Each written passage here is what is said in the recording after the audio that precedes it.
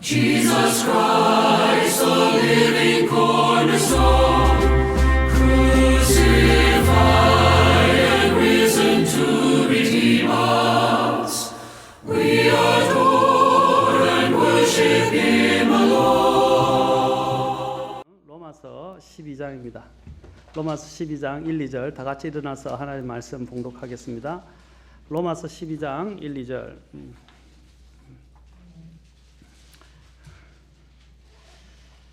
자, 같이 한음성으로 읽겠습니다. 12장 1, 2절 시작. 그러므로 형제들아 내가 하나님의 긍휼을 힘입어 너에게 간청하노니 너희는 너희 몸을 거룩하고 하나님께서 받으실 만한 살아 희생로 드리라. 그것이 너희의 합당한 섬김이니라. 너희는 이 세상에 동화되지 말고 오직 너희 생각을 새롭게 함으로 변화를 받아 하나님의 그 선하시고 받으실 만하며 완전하신 뜻이 무엇인지 입증하도록 하라.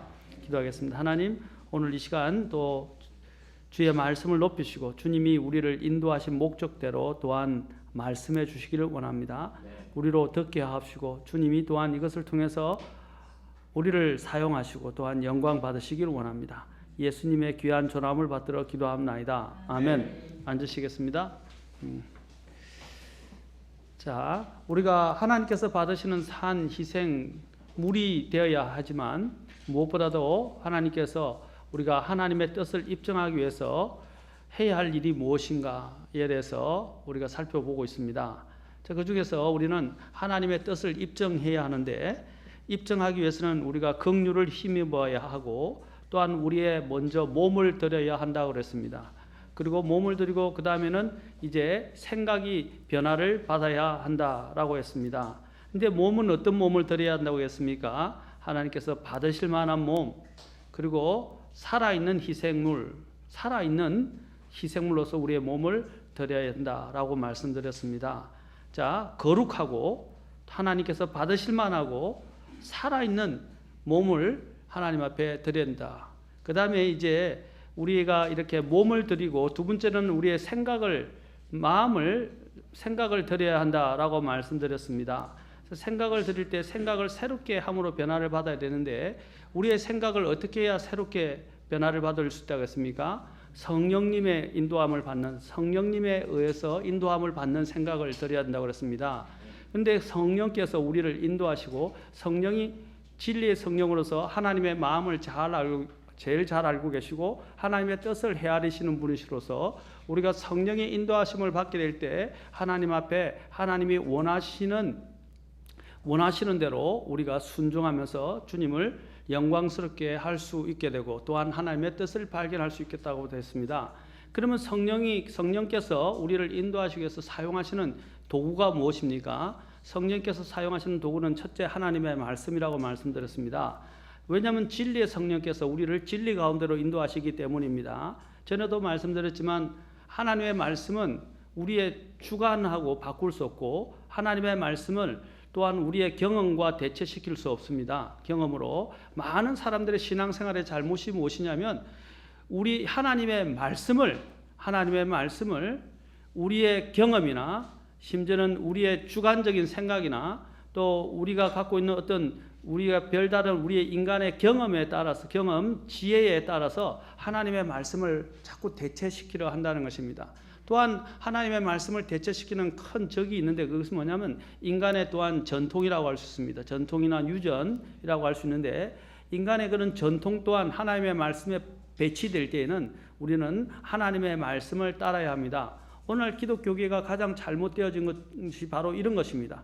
주관적이고 또 인간이 갖고 있는 전통과 지금까지 내려온 전통, 그리고 인간이 갖고 있는 또한 개인적인 경험으로 하나님의 말씀을 대체시켜서 신앙생활을 하는 그것은 종교생활이 됩니다. 절대로 우리는 하나님의 말씀과 내 개인적인 생각을 바꾸면 안 됩니다. 만약에 하나님의 말씀에 이미 내가 생각하는 또 내가 이해하는 것하고 상치가 될 때는 우리는 내 이해와 내 경험과 내 생각을 버려야 돼요. 버리고 내가 이해가 되든 안 되든 하나님 말씀에 순종하고 하나님 말씀을 받아들여야 되는 겁니다.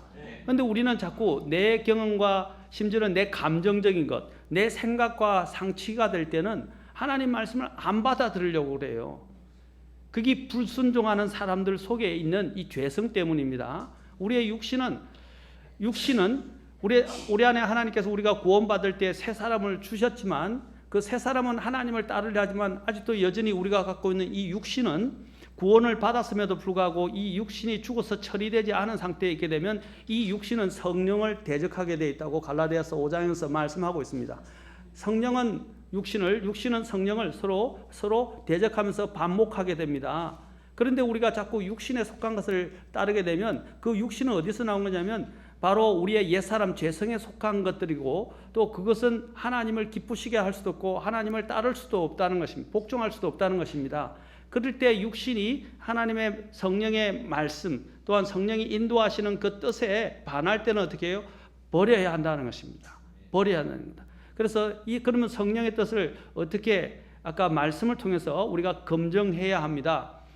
우리가 이랍니다. 생각이 들어오는데 이 생각이 하나님의 뜻인가에 대한 부분이 우리가 이제 의문이 들기 시작합니다. 의문이 들 때는 어떻게 됩니까?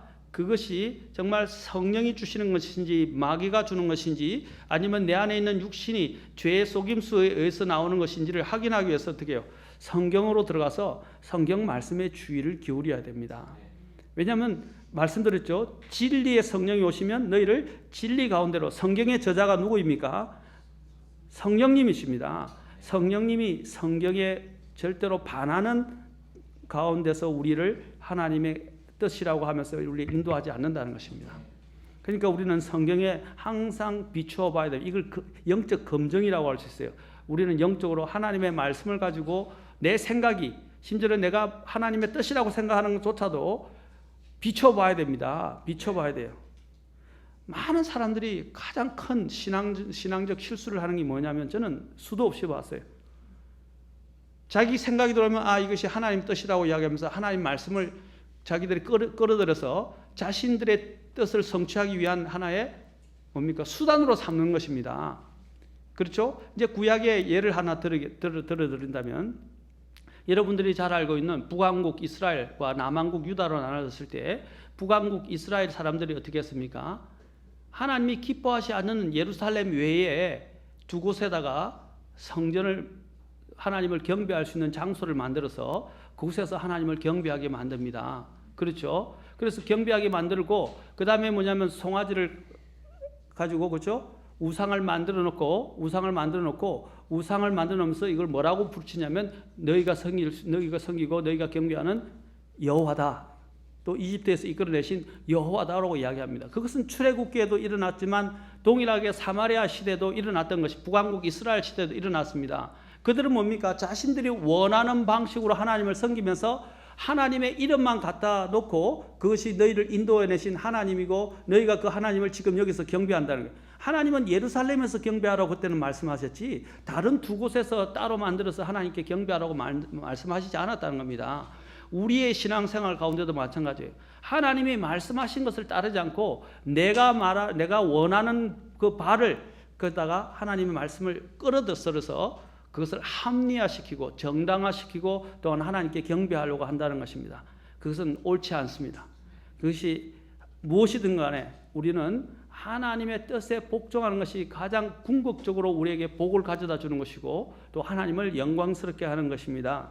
그러므로 우리는 내 뜻과 하나님의 뜻이 맞지 않을 때, 특히 성경에 맞지 않을 때 우리는 내 경험을 버려야 됩니다. 특히 오늘날 대표적으로 또 한 가지 더 예를 들어드리겠습니다.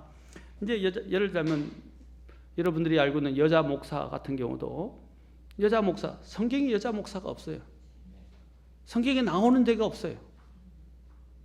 그들이 드는 아주 극단적인 예외적인 어떤 상황 한 두 군데를 들어서 이야기를 합니다. 구약에 한 번 있고 신약에 한 번 있는데 이제 구약의 사사기에 그다음에 디모데서 또 사도행전에 나오는 한 예를 들어서 이야기를 하는데 저 이제 지금 구체적으로 지금 시간이 없기 때문에 말씀드리지 않겠습니다. 그러나 우리가 성경의 디모데전서나 또 고린도전서나 또 디모데전서 2장이나 그다음에 또한 디도스를 보면 분명히 분명히 하나님의 감독 또한 하나님의 이런 사역을 맡은 사람들이 되려면 이 직분을 사모하는 사람들은 남자여야 한다는 것을 말하고 있습니다. 그리고 한 아내의 남편이어야 하며라고 분명히 말하고 있어요. 근데 그들은 성경이 그렇게 규정하고 있는데도 불구하고 그것은 구시대의 산물이고 옛날 그 당시의 풍습이나 해당하는 것이지 오늘날은 해당되지 않는다고 이야기하면서 여자 목사를 이야기하고 여자들에게 안수를 주고 여자들로 하여금 하나님의 사역을 하게 만듭니다. 그래서 하나님이 기뻐하는 게 아니고 그들이 아무리 뛰어나고 그들이 아무리 독특하고 그들이 아무리 능력이 탁월하다 할지라도 하나님이 말씀하신 것을 넘어서서 그것을 곡해하면서 자신들에게 유리한 방향으로 인도하게 되면 하나님이 기뻐하시지 않아요. 절대로. 하나님이 인정하시지 않는 것입니다. 그건 다 종교적 행위예요. 또 예를 들자면 방언에 대해서 이야기합시다. 성경의 고린도전서에 대해서 특히 방언에 대해서 나오는데 방언에 대해서 성경을 이야기하는 것이 무엇인지를 잘 공부 안 한 사람들이 어중간하게 이런 방언이 뭐라고 말하는지 성경을 알아가지고 성경이 정확하게 뭐라고 말하는지 알지도 못한 상태에서 이제 방언을 합니다. 그래서 방언은 천사의 언어고 하늘의 언어이며 그것은 하나님이 준 것 자기도 알아듣지 못하는 말을 우리가 천사의 언어로 하나님 앞에 이야기하는 것이라고 영어로 이야기하는 것이다. 저도 다 압니다. 그들이 그렇게 주장합니다. 그러나 고린도전서 14장에 12장부터 14장에서 그 방언을 특히 알아듣지 못하는 방언에 대해서 사도 바울이 뭐라고 말합니까? 1만 마디 알아들을 수 없는 말로 하는 것보다 5마디 알아들을 수 있는 말로 하는 것이 더 낫다고 그랬어요. 예? 알아들을 수 없는 말을 하는 것은 다 무의미한 거예요. 두 번째로 또한 뭐라고 했습니까? 하나님이 방언을 할 때 고린도전서 14장에 보면 규칙이 나옵니다. 일련적인 규칙이 나와요. 그렇죠? 반드시 방언을 하는 사람들은 어떻게 하라고 그랬습니까? 통역이 있어야 하며, 그렇죠? 한 사람이 이야기하고 또 한 사람이 통역할 것이며, 통역하는 사람이 없으면 하지 말라고 그랬어요. 근데 교회에 나와서도 마찬가지입니다. 교회에 나와서 분명히 성경이 규정하고 있는 룰을 지키지 않는다면, 한 사람이 이야기하고 한 사람이 방언을 한다면 한 사람이 통역을 하라라고 식으로 이야기를 하고 있다. 성경이 규정을 하고 있단 말입니다. 두 번째로 speak tongue이라고, 영어로 죄송합니다. 영어로 speak tongue이라고 이야기해요. 또는 그렇죠? 또 어떤 분은 speaking tongue이라고 하는데 킹제임스 성경은 speak tongue이에요. 근데 speak tongue이라고 이야기할 때 speak라고 이야기할 때 이 speak이라는 단어는 뭐냐면 공적인 발언을 하는 것입니다. 교회 안에서 공적으로 뭐냐면 speak tongue, speak prophecy 해서 prophecy가 뭐냐면 대언 또는 예언을 말하는 것이고, 그렇죠? 그렇죠? 공적으로 말하는 그 speak 하는 그 공적인 발언에 대해서는 어떻게 했습니까? 여자들은 교회 안에서 잠잠할 것이요, 여자들이 교회 안에서 speak 공적으로 발언하는 것은 허락되지 아니했다고 고린도전서에서 이야기를 하고 있단 말입니다. 근데 그들은 성경이 이야기하는 것에 주의하지 않고 자기들이 방언을 한다. 그렇기 때문에 막 질서 없이 교회 안에서 방언으로 기도하고 방언으로 이야기하고 온 여신의 이야기를 합니다. 방언이 어떻게 유리됐고 방언이 무엇을 말하는지 성경을 알지 못하고 성경이 방언을 이야기한다고 해서 그 방언만을 끄집어내가지고 알아듣지도 못하는, 그 방언이 어디서 왔는지도 몰라요. 그 기원조차도 몰라요. 하나님이 주시지 않았을 수도 있고 마귀가 줄 수도 있다고요. 그걸 어떻게 확인하냐 말이죠. 하나님이 하신 방법대로 하지 않으면 그것은 영적인 게 아니에요. 그리고 그것은 하나님께 속한 것이 아니에요. 그것은 성령이 인도하심이 아니에요. 말씀드렸죠? 하나님 것과 항상 우리는 하나님의 말씀과 비교를 해야 합니다. 근데 제가 일반 교계를 다 매도하는 건 아닙니다. 교계에서나 일단 교당 교회에서 이런 부분들을 검증 없이 하나님의 말씀에 비춰보지 않고 그냥 자신들이 어중이 떠중이라 알고 있는 그런 하나님의 한 말씀만 갖고 와서 자기들의 경험, 나는 방언을 하고 있으니까 그것은 성경에 있는 것이고 영적인 것이라고 이야기하면서 끌어들이면서 이야기하는 그런 위험성을 너무나 많이 오늘날 보여주고 있기 때문에 교회가 혼미하게 되는 겁니다. 하나님은 질서의 하나님이세요. 그리고 하나님은 어지러움, 혼란의 창시자가 아니시고 화평의 하나님이십니다. 하나님은 질서와 화평, 교회 안에는요 질서와 화평이 있어야 돼요. 제가 지금 예를 들어서 말씀드린 것입니다. 절대로 우리의 이런 개인적인 경험을 하나님의 말씀에 대체시키라거나 그것을 더 강조하게 되면 위험해집니다. 그것은 신앙생활에 있어서 가장 기초입니다. 하나님의 성령께서는 하나님의 말씀을 통해서 우리의 삶을 인도하신다는 것. 그래서 우리는 항상 말씀에 주의해야 되고 말씀을 읽어야 되고 말씀을 공부해야 되고 또 말씀을 찾아서 말씀에 있는지를 항상 대조비하고 또 말씀에 주의해야 됩니다. 아멘. 두 번째로 또 오늘 우리가 갖게 되는 하나님이 성령께서 어떻게 인도하십니까? 기도를 통해서 우리의 삶을 인도하시고 또 하나님의 뜻을 우리에게 보여주십니다. 기도, 우리는 기도로서 하나님의 뜻을 입증할 수 있어요. 기도는 하나님의 분명한 뜻이라고 이야기하고 있습니다. 데살로니가전서 5장 18절에서 우리가 잘 알고 있는 5장 16절부터 18절에 있는 말씀이죠. 항상 기뻐하라, 쉬지 말고 기도하라, 모든 일에서 감사하라. 이것이 그리스도 예수님 안에서 너희에 대한 하나님의 뜻이니라. 바로 항상 기뻐하는 것, 쉬지 말고 기도하는 것, 모든 일에서 감사하는 것이 하나님의 뜻이라고 말하고 있습니다. 쉬지 말고 기도하는 것, 그것이 하나님의 뜻입니다. 우리가 이제 기도를 할 때 바른 기도라는 것은요, 내게 초점을 맞추지 않고 하나님께 초점을 맞추고 있는 것입니다. 근데 많은 사람들이 오늘 기복신앙적으로 내 필요와 내 욕심과 나 자신에게 초점을 맞추고 있단 말입니다. 하나님은 우리의 필요를 다 아시는 분이죠? 맞습니까? 우리가 먼저 구해야 할 것은 먼저 너희는 하나님의 왕국과 그분의 의를 구하라고 말씀하셨어요. 우리가 먼저 하나님께 초점을 맞추면 우리의 필요를 아시는 하나님께서 우리의 모든 다른 필요들을 채워주시겠다고 약속하셨습니다. 그렇죠? 사실 우리나라도 이게 잘못됐는데 미국 같은 경우는요, 미국 군인들에 대해서는 예우가 굉장히 탁월해요. 다른 어떤 나라보다도 군인들에 대해서 아예 영웅시하고 영웅 대접하듯이 합니다. 우리나라는 보십시오. 이번에 하사가 그렇죠? 지뢰가 터져서 다쳤는데도 나라가 지원도 안 해주려고 법을 이야기하면서, 법도 문제가 있지만 법의 목적이 뭡니까? 가장 기본적인 생활들을 그렇죠? 위해서 우리가 이것은 지켜야 된다고 말해주는 게 법 아닙니까? 근데 법이 어느 정도 정해졌다 할지라도 그 법의 목적을 생각해서, 법이 그렇지만 우리가 이것을 위해서 정말로 수고한 사람들을 더 생각해서 우리가 그보다도 더 법 위에 있는 사람들도 있잖아요. 그렇죠? 법 위에 있는 사람들도 있어요. 그런 사람들이 더 배려를 해서 오히려 그런 부분들이 없어지도록 법을 바꾸든지 아니면 더 다른 방법으로 보상을 하든지 지원해 줘야 되지 않습니까? 그런데 보십시오. 아랑곳하지 않고 쳐다보지도 않고, 장군들을 위해서는 골프를 치는 데는 그렇죠, 골프장은 다 만들어내고 방산 비리는 엄청나고, 그렇죠, 장군들이 또 안에서 자신들이 뇌물이나 아니면 자신들이 착복하는 돈은 엄청 많으면서 나라를 위해서 그렇게 희생한 하사나 병사들을 위해서는 돈을 지불하지 않는다는 거예요. 미국 같았으면, 제가 미국을 자랑하는 건 아닙니다. 그 사람 한 사람이 희생당한 그 병사들을 얼마나 높이 치하하면서 그들을 보장해 주는지, 그들의 삶을 보장해 주는지 몰라요. 제가 말씀드리고자 하는 것은 그것입니다. 우리가 하나님 앞에서 우리가 먼저 하나님을 생각하고 하나님께 드려진 자들을 하나님은 항상 기억하시고 그들에게 하나님은 그들의 필요까지도 채워주신다는 것입니다.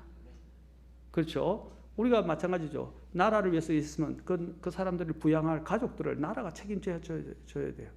선교사들도 마찬가지입니다. 하나님의 부르심을 받아 선교사 가게 되면 그 선교사를 하나님의 이런 교회들이 또한 책임져 줘야 됩니다. 더.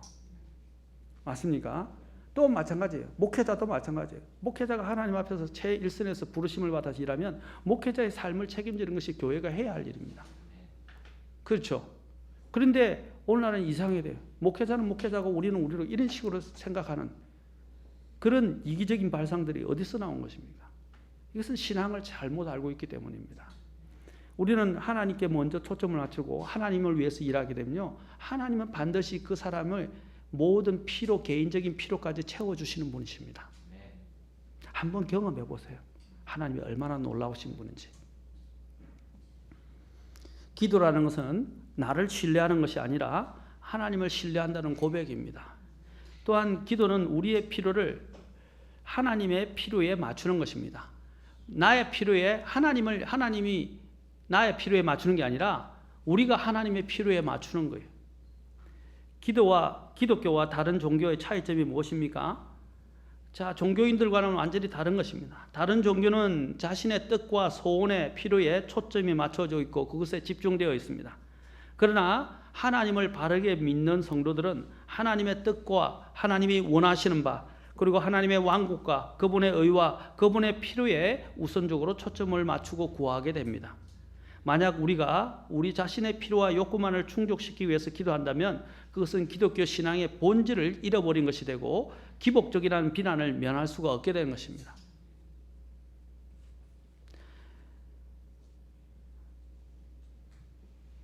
우리가 참 이기적이라는 것을 어디냐면 평상시는 교회에 잘 안 나오다가 자기 자녀 입시 문제가 되면 그때는 40주 철야 새벽 기도 이렇게 하면서 막 기도를 하기 시작합니다.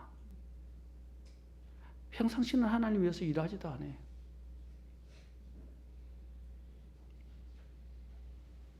자녀를 위해서 기도하는 것이 잘못됐다고 말씀드린 게 아닙니다.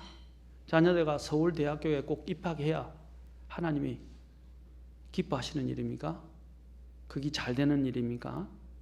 하나 아니에요. 그런데 우리가 너무 잘못된 신앙들에 길들여져 있고 잘못된 신앙들을 추구하고 쫓아간다는 사실입니다. 그렇게 해서 어떻게 우리가 하나님의 뜻을 입증할 수 있겠습니까? 하나님의 뜻은 더 미궁에 빠집니다.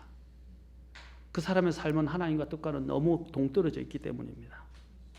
요한일서 5장 14절은 하나님의 뜻대로 기도해야 하는 이유에 대해서 다음과 같이 말씀하십니다. 요한일서 5장 14절 봅시다.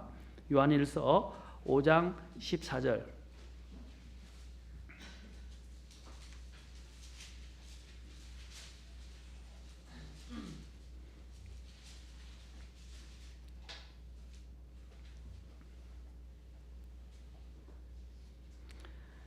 자, 같이 읽겠습니다. 시작. 그분 안에서 우리가 가진 확신은 이것이니 곧 우리가 그분의 뜻대로 무엇이든 구하면 그분께서 우리 말을 들으신다는 것이라. 뭐라 했습니까? 우리가 그분의 뜻대로 무엇이든지 구하면 그분께서 우리 말을 들으신다는. 누구 안에서? 그분의 뜻대로 구하라 그랬어요. 우리의 문제가 무엇입니까? 하나님의 뜻에 순종할 것인지 말 것인지를 결정하기 전에 우리는 먼저 그 뜻을 알고 싶어 합니다. 그러나 그 뜻을 먼저 우리가 알기 전에 어떻게 해요? 하나님의 그냥 뜻이라고 생각되면 먼저 일단 순종하는 것이 필요해요. 그래서 순종하는데 내 이익이나 내 마음에 있는 모든 부분들을 다 먼저 다 내려놓아야 됩니다. 다 내려놓아야 돼요. 제가 늘 이야기한 요한복음 7장 17절 다시 한번 봅시다. 이것은 대단히 중요한 원리입니다. 제가 제일 좋아하는 구절 중에 하나이기도 합니다. 요한복음 7장 17절.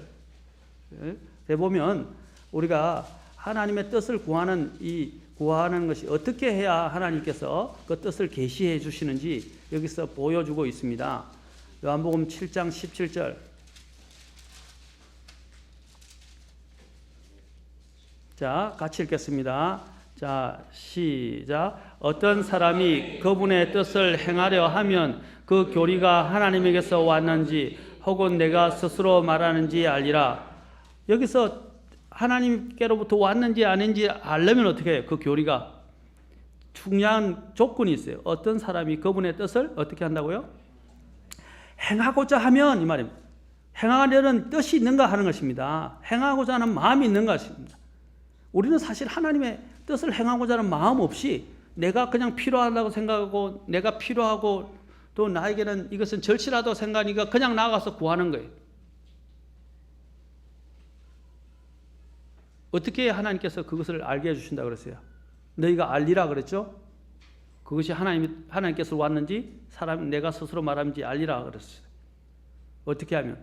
그분의 뜻을 행하고자 하는 마음이 있으면, 그 의지가 있으면, 그 뜻이 있으면. 무엇을 행하고자 하는 마음? 하나님의 뜻을 행하고자 하는 마음이 있어야 된다고 말하고 있습니다. 어떤 사람이 나는 기도 응답을 잘 못 받아요. 그럽니다. 기도 응답을 한 번도 받아본 적이 없다. 그리스도인으로서 그 말은 무슨 말이냐면 하나님의 약속이나 기도의 능력이 잘못됐다고 말하는 게 아닙니다. 하나님의 약속이 잘못됐거나 하나님의 능력이 없어서가 아니라는 것입니다. 그것은 내가 잘못 기도하고 있다는 거예요. 내가 잘못 기도하고 있다는 것입니다. 다시 한번 우리가 야고보서로 가봅시다. 야고보서 4장으로 가면 야고보서에서 또한 이야기합니다. 야고보서 4장 2절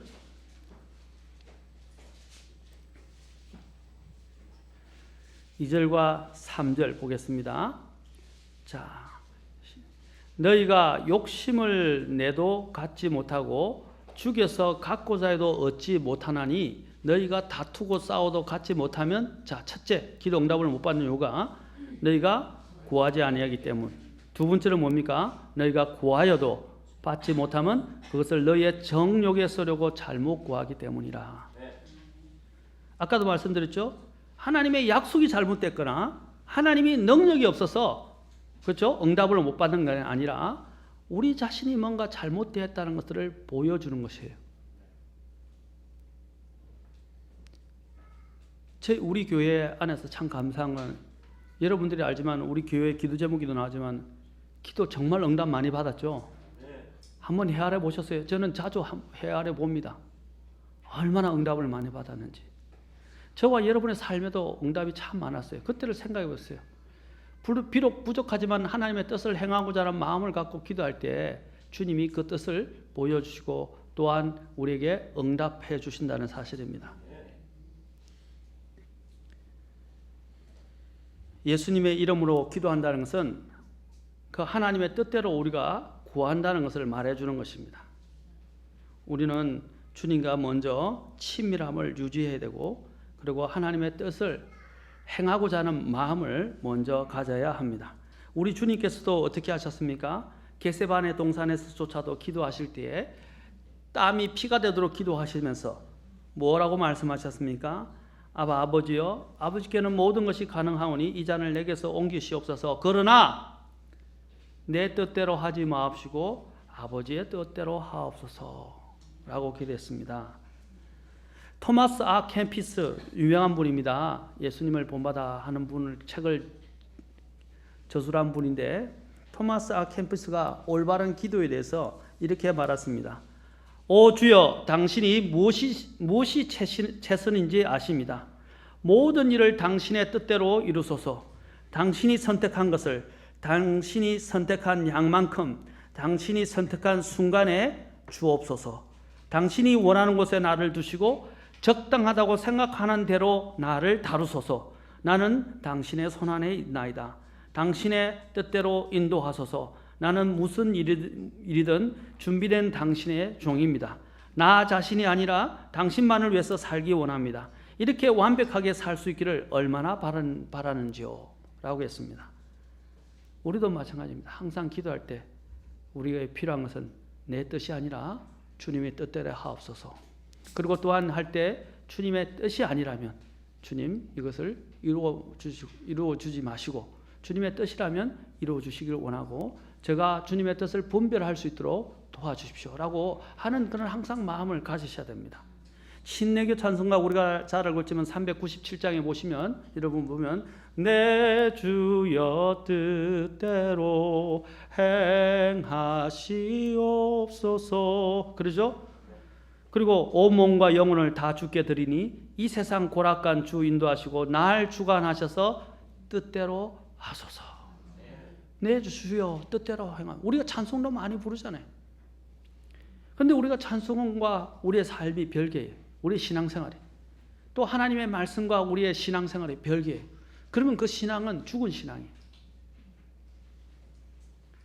잠언 16장 3절에서 내 일들을 주께 맡기라. 내 일들을 주께 맡기라. 그리하면 내가 생각하는 것들이 굳게 세워지리라 라고 했습니다. 또 너는 또 주를 기뻐하라. 시편 37편 4절에서 그분께서 내 마음에서 소원한 것들을 내게 주시리라. 뭐 어떻게 주를 기뻐하는 것이 하나님의 뜻을 이야기하지 않습니까? 그리고 37편 5절에서 내 길을 주께 맡기고 그분을 신뢰하라. 그분께서 그것을 이루시고 우리가 해야 할 일은 뭡니까? 하나님께 맡기고 하나님이 원하시는 대로 가는 거예요. 그러면 하나님이 이루어 주신다는 사실입니다. 시편 37편 31절에 뭐라고 말해요? 그의 마음속에는 그의 하나님의 법이 있으니 그의 발걸음은 하나도 미끄러지지 아니하리로다. 그의 마음속에는 뭐가 있다고요? 하나님의 법이 항상 있기 때문에 그의 발걸음은 미끄러지지 아니하리로다 라고 말씀하셨습니다. 또 빌립보서 2장 13절에서는 너희 안에서 일하사 자기가 곧 하나님이죠. 하나님께서 참으로 기뻐하는 것을 원하게도 하시고 행하게도 하시는 분은 하나님이시니라. 안에서 일하셔서 그것을 이루시는 분이 누구예요? 행하게 하시는 분이 누구예요? 하나님이라는 것입니다. 하나님이 우리에게 거룩한 소원을 주셔요.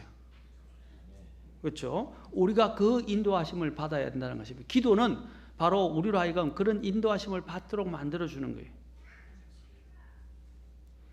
또한 우리가 잘 아는 빌립보서로 잠깐 가봅시다. 빌립보서 4장 6절에서 8절. 특히 빌립보서 4장 6절 7절 보십시오. 자, 기도하면 하나님이 어떻게 인도하시는가, 하나님의 뜻을 보여주시는가를 보여줍니다. 하나님의 뜻이 분명하게 느껴지지 않을 때에도 우리는 어떻게 해야 돼요? 이런 식으로 하나님 앞에 기도해야 돼요. 그렇죠? 우리의 생각이 어떻게 변화된다고 그랬어요? 생각이 성령에 의해서. 근데 그 성령께서 우리의 생각을 하나님의 뜻에 맞추도록 인도해 주시는데, 그렇죠? 그것은 생명과 평안이라고 하셨어요. 맞습니까? 생명과 평안이라고 그래요. 성령님의 인도하시면 생명과 평안이요, 육신의 생각은 사망이라고 말씀하셨습니다. 그런데 이 성령님께서는 무엇을 도구로서 우리를 인도하신다고 그랬어요? 하나님의 말씀을 통해서. 두 번째는 기도를 통해서 우리를 인도하십니다. 기도를 통해서 인도하시는데 그 기도를 통해서 우리에게 주시는 것이 뭐냐? 4장 6절 7절 보십시오. 아무것도 염려하지 말고 오직 모든 일에서 기도와 간구로 너희가 요청할 것들을 감사와 더불어 하나님께 아뢰리라. 그래야면 자 보세요. 모든 이해를 뛰어넘는 하나님의 평강이 그리스도 예수님을 통해 너희 마음과 생각을 지키시라. 어떻게 생각이 아까 변화된다 그랬어요? 하나님께 아무것도 염려하지 말고 맡기라 그랬죠. 기도로. 어떻게 맡기라 그랬어요? 그냥 기도로 아뢰라 그랬어요? 감사함으로. 감사는 무엇입니까? 그리스도인이 마땅히 해야 되는 일입니다. 내가 이해를 하든 안 하든 하나님 앞에 우리는 모든 것들에 대해서 기도하고 감사함으로 맡겨야 돼요. 아멘? 나에게 지금 재앙이라고 생각할 수 있는 것이 나에게 축복일 수 있어요. 전화 위복이 될 수도 있어요. 제가 사실 저희 아버님을 위해서 그런 기도를 잘했다라고 저는 할 수는 없지만 그러나 제가 그렇게까지 기도했어요. 저희 아버님이 너무 이전에는 가지고 있는 것을 가지고 너무 누리면서 살으셨어요. 저희 선친님께서. 그래서 최첨단을, 나이가 드신 분도 최첨단을 걸으셨어요. 브랜드, 최고의 브랜드, 최고의 제품들, 최고의 전자제품, 최고의 자동차, 막 가만히 계신 분이 아니었어요. 그러다 보니까 돈만 있으면 다 이제 그런 대로 투자하시고 이렇게 바깥에서는 호인이라 불려졌지만 우리 가정들은 굉장히 어려움을 많이 겪었습니다. 그런데 저희 아버지 문제가, 저희 선친의 문제가 뭐였냐면 그런 것들을 가지고 누리는 게 있다 보니까 하나님을 안 믿는 거예요. 그래서 제가 기도할 때 그랬어요. 하나님, 저희 아버지가 모든 것을 다 잃더라도 주님을 찾게 해주십시오. 주님을 만나게 해주십시오. 그런데 참 무섭더라고요. 저희 아버님이 이제 굉장히 아주 악성 중에 악성 종양을 앓으셨어요. 육종암이라고 그래서. 그래서 하나님 치신 거예요, 진짜. 마음이 많이 가난해지긴 가난해지셨어요. 그래서 한 번도 평생에 교회를 문 앞에, 교회 문 앞에도 들어가지도 않았어요. 심지어는 결혼식 갔을 때 결혼식장에 들어가셨는데 결혼식장에서 다른 분들이 초청을 해서 결혼식을 하게 되면 결혼식장 밖에서 부저 주고 당신은 안 들어가셨어요. 교회라는 교회는 들어가지도 않아요. 근데 제가 목회하는 교회 두 분이나 오셨었어요. 가난해지고 암을 앓고 여러 가지 상황이 어려워지니까 이제 오시기 시작하는 거예요. 우리가 모든 것을 이 세상에서 온 세상을 다 얻는다 할지라도 자신의 혼을 잃으면 무슨 유익이 있겠습니까? 그렇죠? 뭐 차라리 우리가 그와 같아요. 아까 그것이 전화위복이라는 게 차라리 모든 걸 잃더라도 영혼을 얻는 것이 더 낫다는 것입니다. 거지 나사로가 부잣집에서 그죠? 그 상에서 떨어지는 부스러기라도 먹으려고 했었어요. 그러나 그는 하나님을 아는 사람이었습니다. 부자는 하나님을 모르는 상태에서 모든 것을 누리며 살았었습니다. 그러나 둘 다 죽어서 눈을 뜨는 순간 어떻게 됐습니까? 각각 다른 위치에 있었어요. 부자 나사로는 하나님을 경외하는 사람이었어요. 하나님을 믿는 사람이었어요. 그러나 그가 있을 때는 아브라함의 품 나곤에 있게 되었고, 부자는 바로 지옥에서 고통 중에서 눈을 떠서 바로 그 부자 나사로가 그 누리고 있는 그 영광을 보았던 것입니다. 그것은 더 이상 바꿀 수 없는 것입니다. 무엇이 과연 더 나은 삶입니까? 제가 지금 말씀드린 것은 이 땅에서 우리가 최악이라고 생각하는 것, 그것이 오히려 우리에게는 복이 될 수 있고, 또 하나님이 우리가 생각하는 것이 최악일지 모르지만 하나님 보시기에는 그게 축복일 수 있어요. 그게 하나님이 우리에게 주시는 최선일 수 있다 이 말입니다. 우리가 겪고 있는 걸 모르요. 우리가 자녀들을 키워보면 자녀들 알죠. 자녀는 그것이 최고라고 생각하고 그것만 붙들고 있어요. 그런데 부모님 눈으로 보면 어떻게 해요? 답답하고 한심해요. 자, 더 예를 들어서 우리 뭐 경인이 나이 아까 웅인이하고 이름 갑자기 생각나네. 소율이하고 그렇죠. 장난감 하나 가지고 싸웁니다. 그렇죠. 서로 뺏고 막 서로 가지고. 우리가 볼 때는 어떻게 해요? 유치하죠.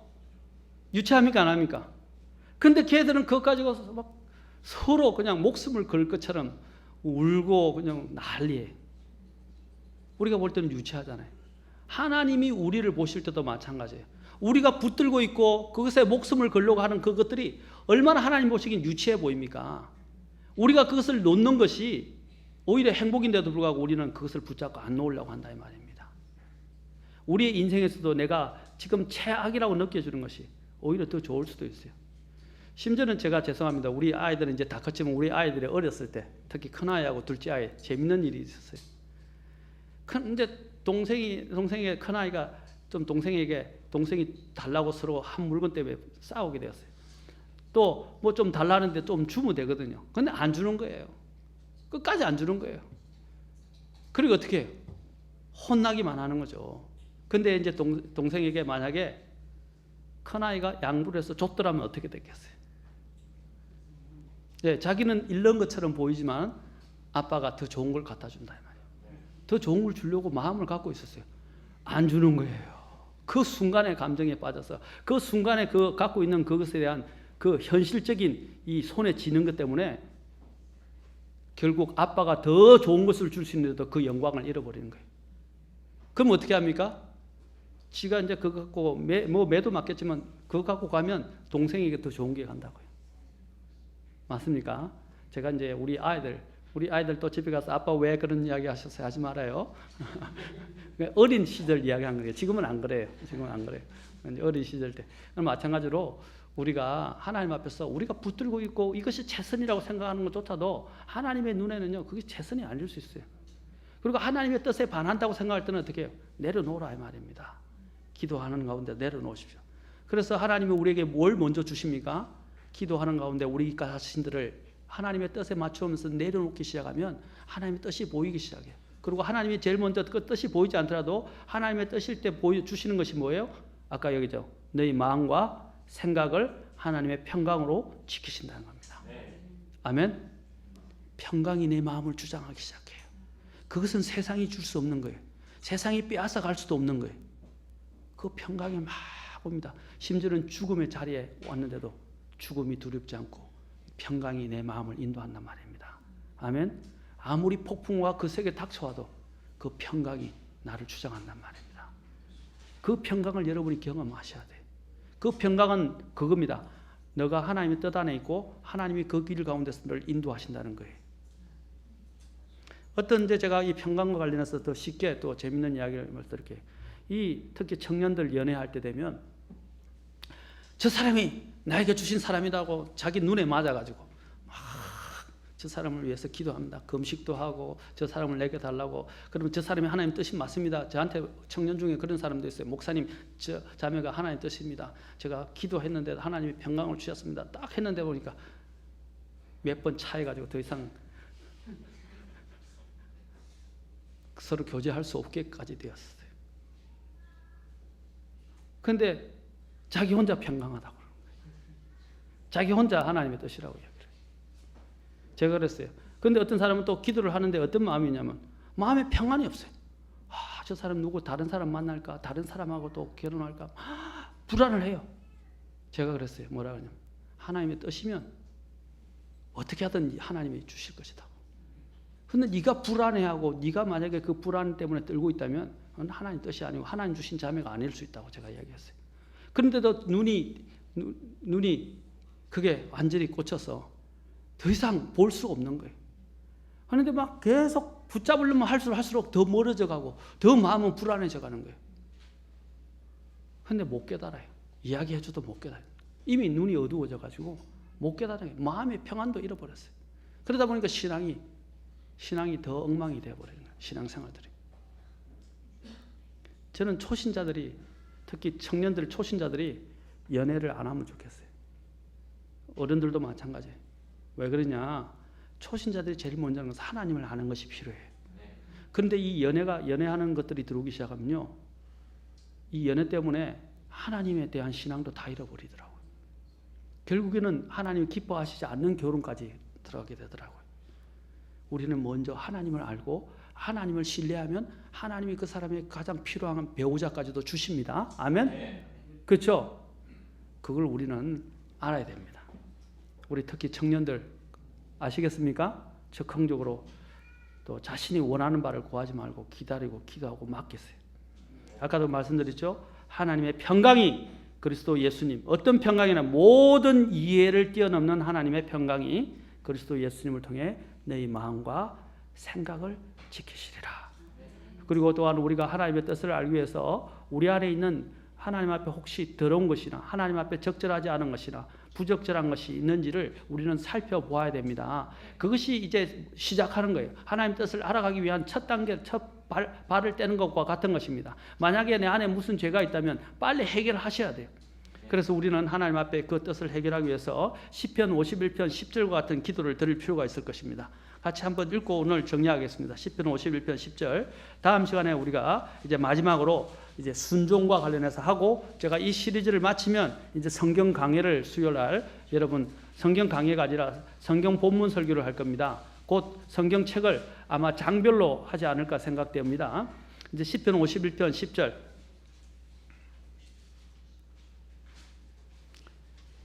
자, 우리가 이런 기도가 필요합니다. 자,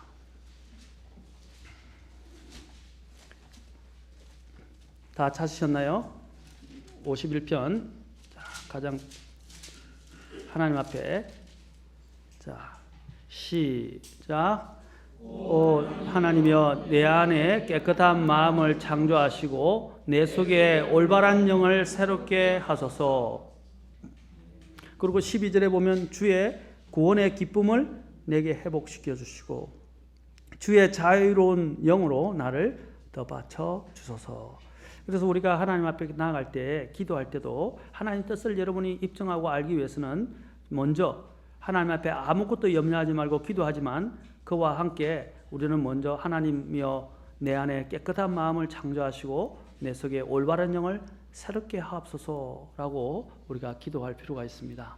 그렇게 될 때 우리는 하나님과 올바른 교제 관계에 있게 되고, 또 하나님은 또한 그분의 뜻을 우리에게 나타나시기 위해서 먼저 우리가 아무것도 염려하지 않고 감사함으로 드릴 때 평강으로 인도해 주시면서 우리의 마음과 생각을 지켜주시고 또한 하나님의 뜻을 하나씩 보여주실 것입니다. 그러면 여러분들은 하나님의 뜻을 알아가는 그 기쁨 가운데서 여러분들이 힘차게 믿음의 생활들을 감당할 수 있다고 저는 확신합니다. 이제 다음 시간에 마지막 우리 의지와 관련된 부분. 자, 먼저 하나님을 뭡니까? 말씀, 지정이죠. 그 다음에 두 번째로는 뭐라 했습니까? 이제 몸을 드리고, 그렇죠? 몸을 드리는 것과 함께 이제 생각을 변하실 때 하나님의 말씀, 기도, 그 다음에 한 가지를 더 우리가 다음 시간에 알아보도록 하고 마치도록 하겠습니다. 기도하겠습니다.